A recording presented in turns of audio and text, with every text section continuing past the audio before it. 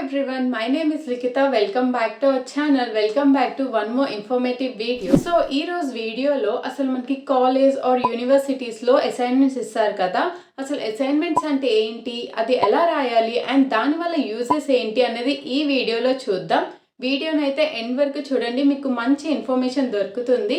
వీడియోనైతే లైక్ చేయడం అస్సలు మర్చిపోవద్దు అండ్ అలానే సబ్స్క్రైబ్ కూడా చేసుకోండి. ఇంకా లేట్ చేయకుండా వీడియో అయితే స్టార్ట్ చేసేద్దాం. సో ఫస్ట్లీ అసైన్మెంట్స్ అంటే ఏంటి అనేది చూద్దాం. సింపుల్గా చెప్పాలంటే ఏదైనా ఒక సబ్జెక్ట్లో ఒక సింగిల్ టాపిక్ని తీసుకొని దాని గురించి ఇన్ డీటెయిల్గా మీకు రాయమని చెప్తారు మీ ప్రొఫెసర్. అసైన్మెంట్స్ అనేది డిఫరెంట్ టైప్స్లో ఉంటాయి, బట్ మనకైతే మోస్ట్లీ కాలేజెస్లో రిటర్న్ అసైన్మెంట్సే ఉంటాయి అండ్ అది కూడా అంత కష్టమేం కాదు, చాలా సింపుల్గానే ఉంటుంది. అండ్ అసైన్మెంట్స్ ఎలా రాయాలి అన్నది మీ ప్రొఫెసర్ రిక్వైర్మెంట్స్ బేస్డ్ ఉంటుంది.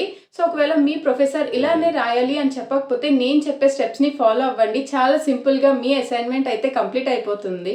అసైన్మెంట్ స్టార్ట్ చేసే ముందు మీరైతే కొన్ని పాయింట్స్ మైండ్లో పెట్టుకోవాలి. అదేంటంటే అసలు మీకు అసైన్మెంట్ ఏ టాపిక్ పైన ఇచ్చారు, అది ఏ సబ్జెక్ట్, దానికి రెఫరెన్స్ బుక్స్ ఏంటి అండ్ అలానే డ్యూ డేట్, లైక్ మనం ఏ డేట్లో అది కంప్లీట్ చేయాలి అన్నది చూసుకోవాలి. అండ్ అదయ్యాక అసలు మనకి ఇచ్చిన టాపిక్లో కీ పాయింట్స్ ఏంటి అన్నది మీరు తెలుసుకోవాలి. బికాస్ దాని రిలేటెడ్ గానే మీరు అసలు ఏం మ్యాటర్ రాయాలి అన్నది మీకు తెలుస్తుంది. అండ్ అదయ్యాక లాస్ట్ ఇంపార్టెంట్ పాయింట్ ఏంటంటే ఏ డౌట్స్ ఉన్నా వెంటనే క్లియర్ చేసుకోండి. మళ్ళీ కన్ఫ్యూజన్లో పడి మీకు డిలే అవుతుంది అసైన్మెంట్ రాయడం. సో ఈ 3 పాయింట్స్ అయితే మైండ్లో పెట్టుకోండి. అండ్ నెక్స్ట్ ఇప్పుడు స్టెప్స్ చూద్దాం ఎలా రాయాలి అన్నది. అందులో first step research, plan and organise. అంటే ఏం లేదు, మీరు ఆల్రెడీ టాపిక్ ఏంటి అన్నది మీకు తెలుస్తుంది కదా. దాని తర్వాత మీ టాపిక్ రిలేటెడ్ బుక్స్ ఏంటి, వెబ్సైట్స్ ఏంటి, ఆర్టికల్స్ ఏంటి అండ్ దాని రిలేటెడ్ ఇంకా మీకు ఎన్ని రిసోర్సెస్ ఉంటే అవన్నీ వెతకాలి. బికాస్ చాలా మంది స్టూడెంట్స్ ఏం చేస్తారంటే టెక్స్ట్ బుక్లో ఉన్నది యాజ్ ఇట్ ఈజ్ అసైన్మెంట్స్లో రాస్తారు. దానివల్ల మీరు అసైన్మెంట్స్ రాసే యూస్ కూడా ఉండదు. సో మీరు ఎంత రీసెర్చ్ చేస్తే మీకు అంత మోర్ నాలెడ్జ్ వస్తుంది. సో మీకు కావాల్సిన మ్యాటర్ అంతా దొరికాక మీరైతే ఆ మ్యాటర్ని ఒక సిస్టమాటిక్ వేలో అరేంజ్ చేసుకోవాలి. లైక్ ఇంపార్టెంట్ పాయింట్స్ ఏంటి అనేది ఫస్ట్ రాసుకోవాలి. నెక్స్ట్ మెయిన్ టాపిక్ మిడిల్లో రాసి లైక్ కంక్లూజన్ అనేది ఉంటుంది కదా, అదైతే మీరు ఎండ్లో ఇవ్వాలి. ఇలా రాయడం వల్ల అసైన్మెంట్స్ అనేది ఒక సిస్టమాటిక్ వేలో ఉంటుంది. అండ్ నెక్స్ట్ ఇప్పుడైతే అసలు అసైన్మెంట్స్ ఎలా రాయాలి, దేనిలో రాయాలి అని చాలా మందికి డౌట్ ఉండొచ్చు. మీకు తెలిస్తే ఓకే, తెలియకపోతే ఫస్ట్ అయితే మీరు ఒక A4 షీట్స్ని తీసుకోండి. లైక్ మీరు నార్మల్ బుక్ స్టోర్కి వెళ్ళి అడిగినా కూడా ఇస్తారు. బికాస్ మోస్ట్లీ అసైన్మెంట్స్ A4 షీట్స్లోనే రాయమని చెప్తారు.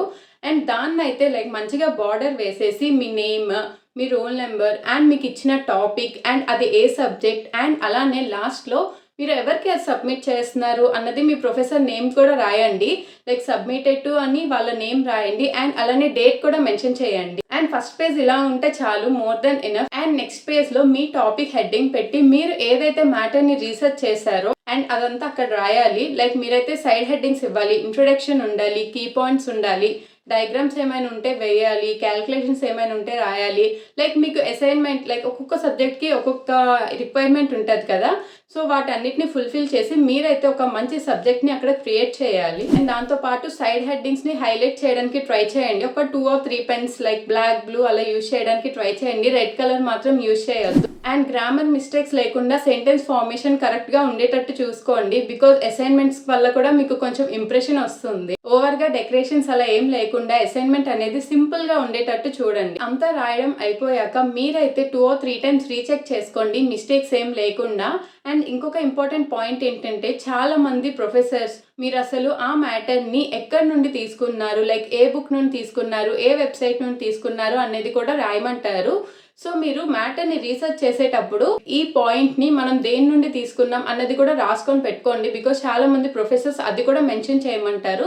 సో అలాంటప్పుడు లాస్ట్లో లైక్ మీ అసైన్మెంట్ ఎండింగ్ ఉంటుంది కదా, అక్కడైతే మీరు లైక్ ఎక్కడి నుండి రిఫరెన్స్ తీసుకున్నారు అన్నది కూడా మెన్షన్ చేయాలి. అండ్ నెక్స్ట్ అందరికీ డౌట్ ఉంటుంది కదా, అసలు అసైన్మెంట్స్ వల్ల మనకి యూజ్ ఏంటి, ఇంత రాస్తాం కదా దానివల్ల మనకి ఏంటి బెనిఫిట్ అని. సో దాని నుండి మనకి చాలా బెనిఫిట్స్ అయితే ఉన్నాయి. ఫస్ట్ ఇది నాలెడ్జ్. లైక్ మీరైతే ఇప్పుడు ఏదైనా సబ్జెక్ట్ చదవాలనుకుంటే ఒక టెక్స్ట్ బుక్ చూసి ఓన్లీ దాని నుండే చదువుతారు అండ్ అక్కడ మీకు తెలిసిందే మీరు ఎగ్జామ్లో ప్రజెంట్ చేస్తారు. దానివల్ల మనకి అంత నాలెడ్జ్ ఏం రాదు. అదే ఇలా అసైన్మెంట్స్ ఇస్తే ఏదో ఒక టాపిక్ కోసం ఇన్ డీటెయిల్గా మీరైతే రీసెర్చ్ చేస్తారు. దానివల్ల మీరు డిఫరెంట్ బుక్స్ చదువుతారు, డిఫరెంట్ వెబ్సైట్స్ చూస్తారు, డిఫరెంట్ ఆర్టికల్స్ కూడా చదువుతారు కదా. సో అప్పుడు మీకు ఇంకా చాలా నాలెడ్జ్ పెరుగుతుంది. బుక్ నాలెడ్జ్ నుండి యాక్టివ్ లెర్నింగ్‌కి వస్తారు. బయట ఏముంది అన్నది కూడా మీకు తెలుస్తుంది. ఓన్లీ బుక్‌లో ఇచ్చిన మ్యాటరే కాదు. అండ్ అంతేకాకుండా మీ ప్రెజెంటేషన్ స్కిల్స్ అన్నవి కూడా ఇంక్రీజ్ అవుతాయి. మీ రైటింగ్ స్కిల్స్ అనేది కూడా ఇంక్రీజ్ అవుతుంది. అండ్ ఇంకా డిఫరెంట్ టైప్స్ ఆఫ్ స్కిల్స్ కూడా మీకు ఇంక్రీజ్ అవుతుంది. అండ్ సెల్ఫ్ లెర్నింగ్ అనేది మీరు నేర్చుకుంటారు. వేరే వాళ్ళ పైన డిపెండ్ అవ్వకుండా ఓన్‌గా మీరే మీ నోట్స్‌ని ప్రిపేర్ చేసుకోవచ్చు. అండ్ ఇంకొక యూజ్ ఏంటంటే మనకి జనరల్‌గా సెమిస్టర్ ఎగ్జామ్స్ 100 మార్క్స్‌కి ఉంటాయి కదా!